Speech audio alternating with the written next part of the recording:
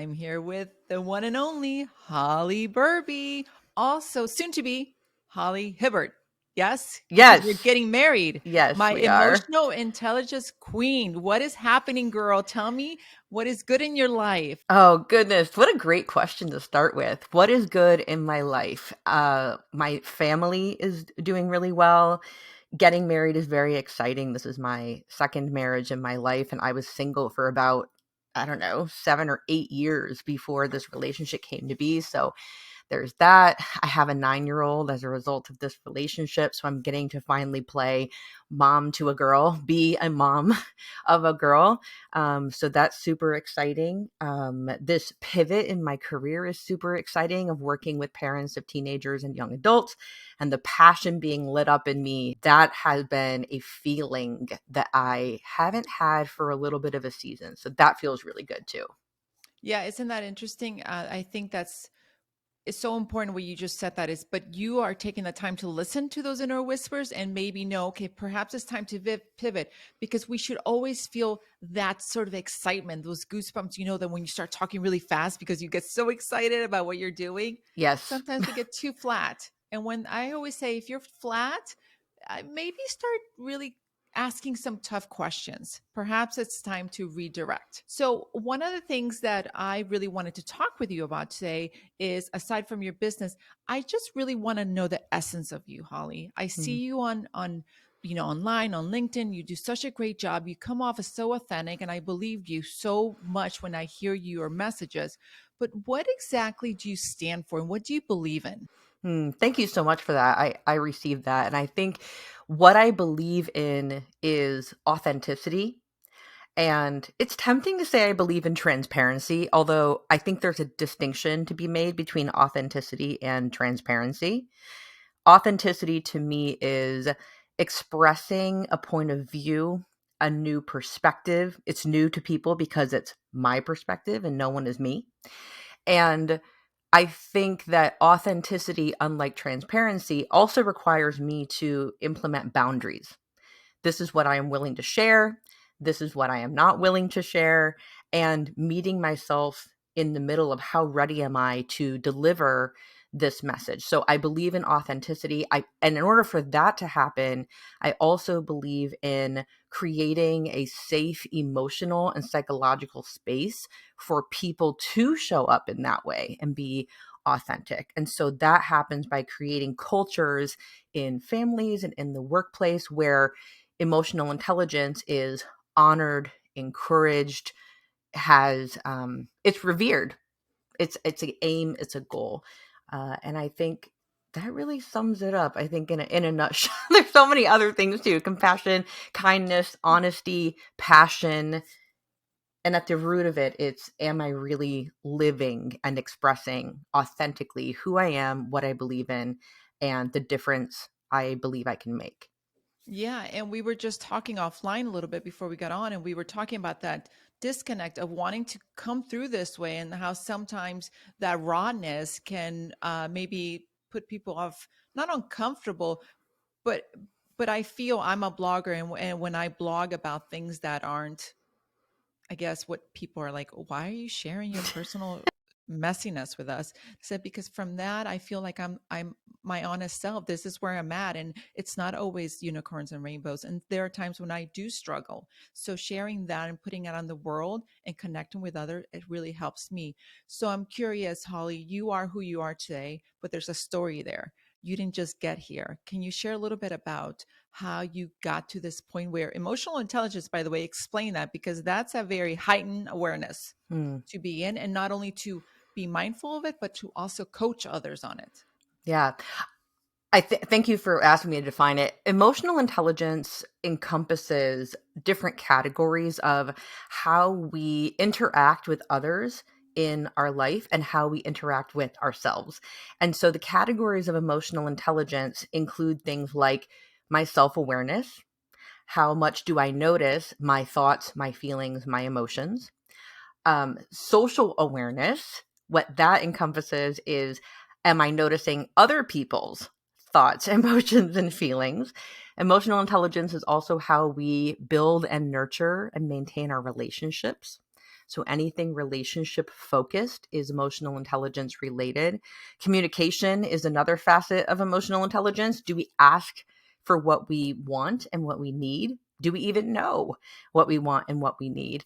And the last component of emotional intelligence is decision making. So, our ability to trust ourselves to make those decisions that we feel are in the best interest of us and those around us, or our lack of trust in ourselves or belief that we can make the best decision, that is also tied to our emotional intelligence. So when we think of someone who is seeing a counselor or a therapist, we Mhm. will refer to mental health and well-being. And I would say that emotional intelligence is more about your emotional wellness and how you navigate the messes and the joys of your emotions. So what percentage honestly do you think are walking around thinking that they have that high IQ and they don't, or otherwise like I feel like this is a really a missing component in our society. And you must be overbooked. Like, are you just sold out your coaching because this is really needed, right? Yeah, it's I'm not sold out yet, Uh-huh. and I'm looking forward to being sold out with this. I think I agree with you 100% that this is a massive missing piece of the puzzle. Hmm. It's an elephant in the room, and the elephant is invisible, meaning there's something people are sensing is missing that's keeping us from asking better questions, being curious with people instead of being judgmental with people. How do I communicate with others so that they get my point and my perspective? So I, quote, must learn better communication, unquote. People will say these things all the time. The key to a successful relationship is to communicate better. Yes, we've heard it a million times over. And who's teaching it?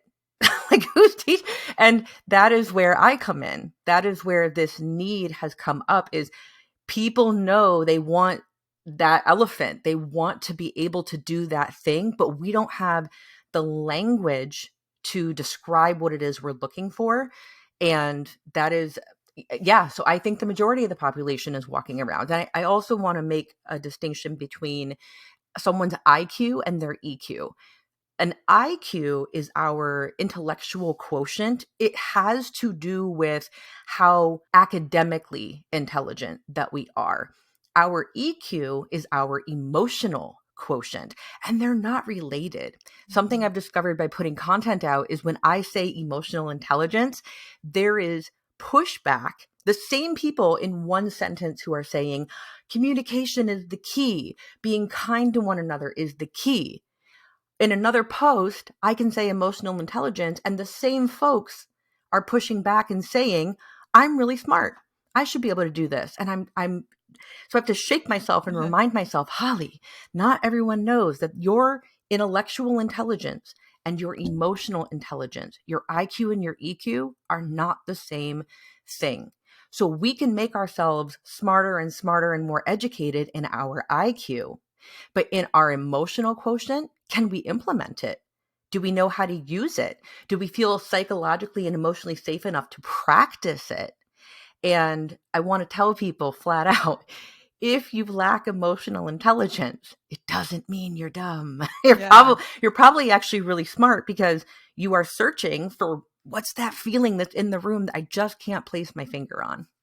So true. That's a really good distinction. Now, what I love what you're doing, and listen, I am a mom of these a 20-year-old and an 18-year-old, Mhm. and you are deciding, you are laser focusing now on the youth, Gen Z, right? Mhm. Tell me about that because I think you're hitting such a sweet spot, and this is such an important conversation. Thank you. I have had a passion in my heart for working with teenagers and young adults Mhm. for over 20 years. It actually started when I was still a young adult myself. And long story short, my senior year of college, I was supposed to apply to medical school and I caught mono and I missed all my med school interviews and I was bedridden for 2 months. So I decided in my year before going to med school, I'd get a teaching certificate. And lo and behold, the minute I walked into a classroom full of seventh graders and it was loud and chaotic, I fell in love. I loved that there was nothing predictable.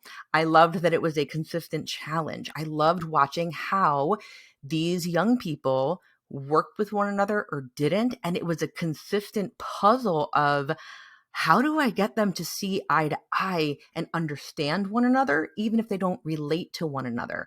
And I love that their brains were undeveloped and they simply wanted and needed guidance and structure on how to get those connected pathways in their brain.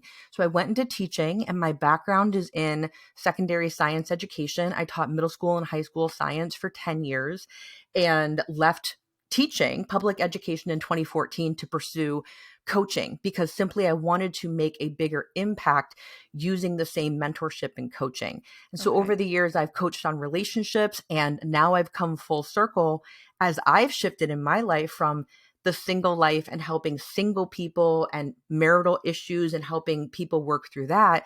Now I'm back to being a family woman because of my own personal life and my marriage and my 9-year-old. And my heart is now back to young people. I have always believed that being with teenagers and young adults, the number one thing that I brought to the classroom was my ability to see them as people, not only a young person, but see them as a person, not my student, not someone I am in charge of, although that was true also. And I had parents who would come to me when I was a classroom teacher, and they would say through email or at conferences, I need your advice. And they would run something by me Mm. that's happening at home. And I would stop them and say, now I was 26 years old at the time. And I would say to them, I'm not a mother, right? Like I am a teacher, but I'm not a mother. And they would say to me, yes, but we trust you because my kid loves you. My kid respects you. And you have 150 of them a day. Mm. And I have one and I can't handle it. So help me. So I've had apparently a secret sauce this whole time of being able to work with young people in a way that I'm not trying to be cool mom status or anything like that. I'm just keeping it very practical, of non-judgment, very open-minded, very welcoming, and again, emotional and psychological safety, letting them know that they have permission to explore their thoughts, feelings, and emotions in my presence, in my classroom, have lunch with me on my lunch break when I was a teacher, even if it was just to sit there and they could sit and be in silence and have some peace and quiet. And I wasn't going to be badgering them or questioning or asking why. And I really feel that, and those were millennials I was teaching. Now with Gen Z, who currently are between the ages of 11 and 26, because especially of lockdown and pandemic, yes, we have become aware of the academic slide and how that has impacted and put a lot of students academically behind. But the emotional Mm. impact, I feel, has gotten less attention.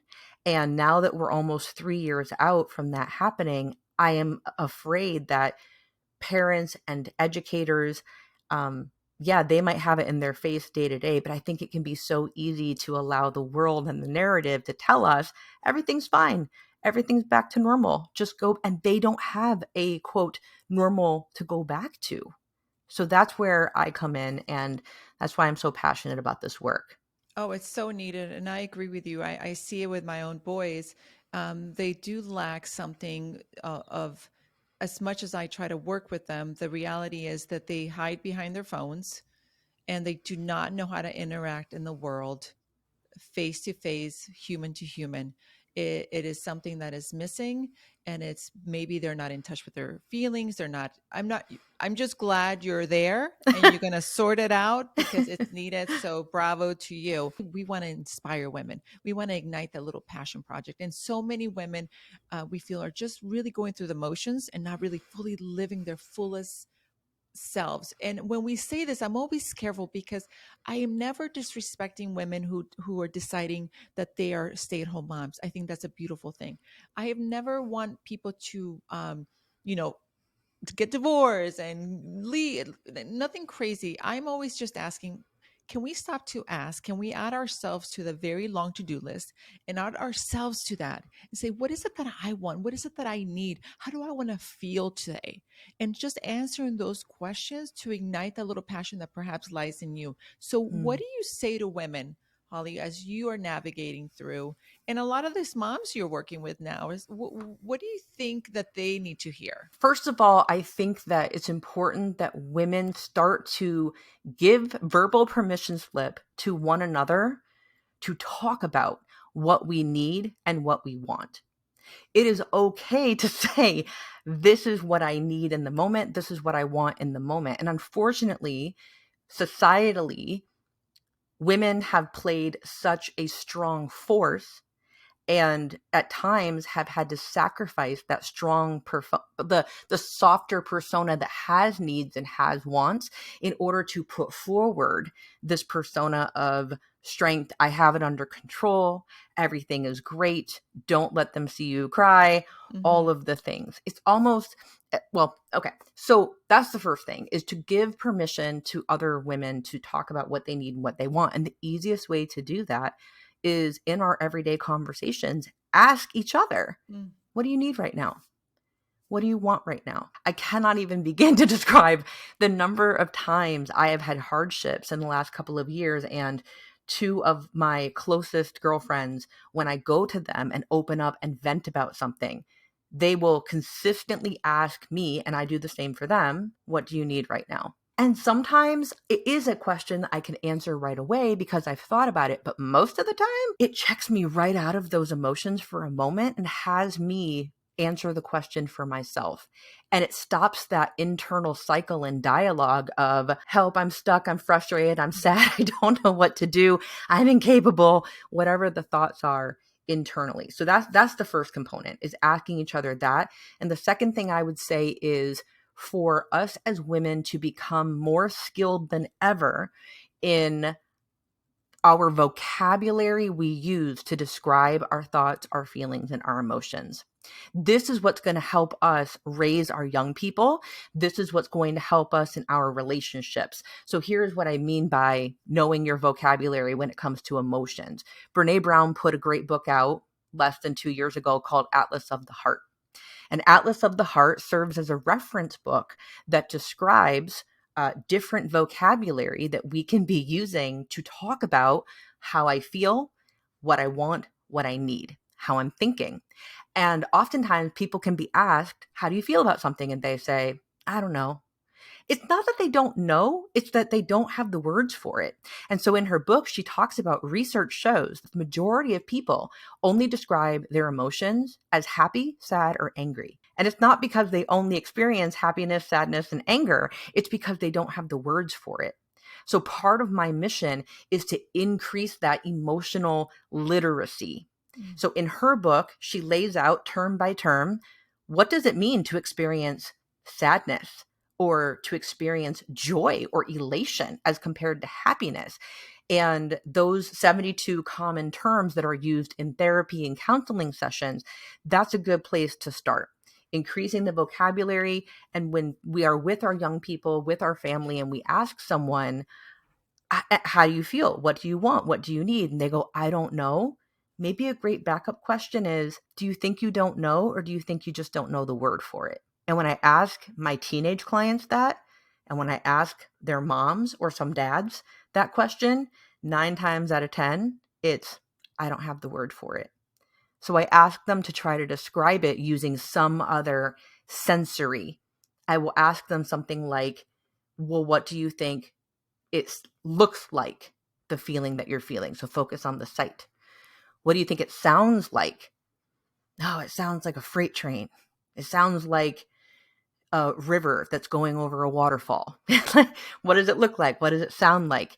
What does it feel like in your body? So I try to give them other ways in their senses to describe the feeling. I love that. I feel like when you just said it, my next question was like, how can we use emotional intelligence to find our purpose? You just told Mm, me, it's like have the vocabulary, because if we can't start there, we can't mm, start putting it into words, into action.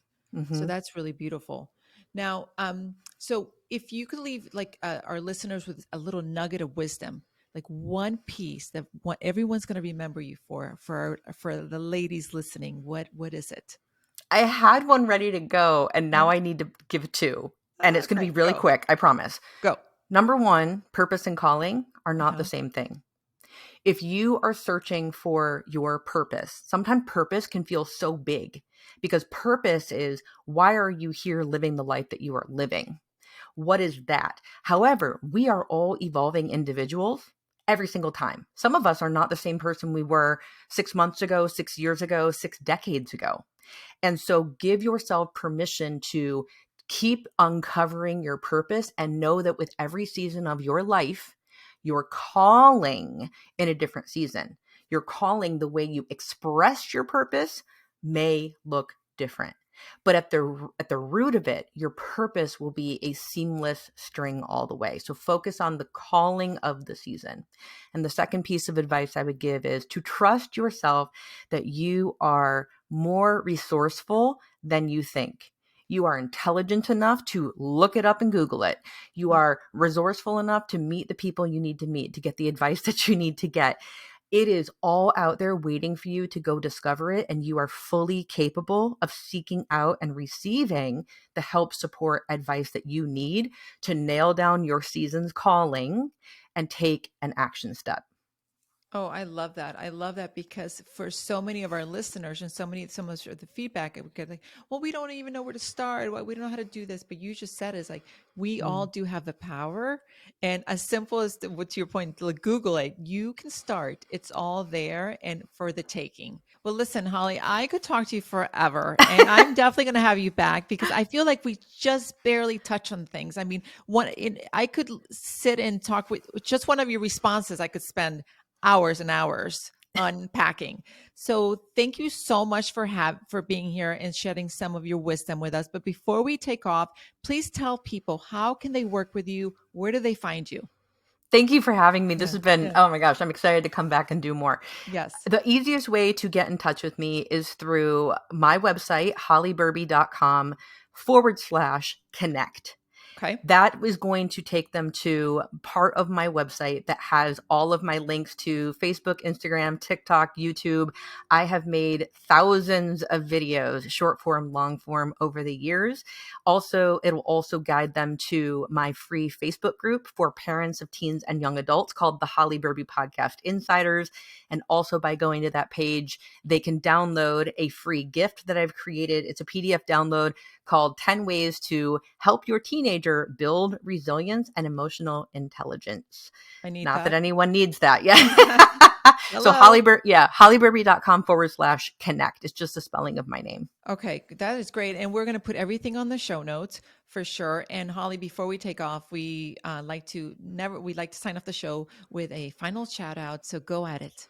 My best friend in the world, Nicole Herman, has been a sounding board for me. That has been great. My friend Dana Thomas, she has been great. Those are the people that ask me consistently, what do you need and what do you want? And reminded me that I'm doing the best I can with what I have and that it is enough.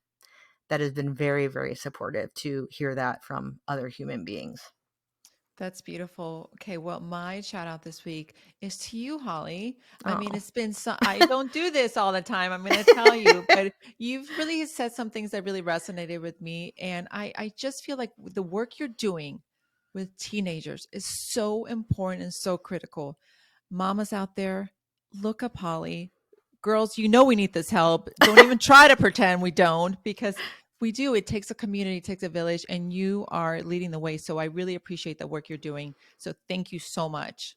I appreciate it. And I received that. And I look forward to supporting anyone however I can. And until next time, we'll see you later. Bye.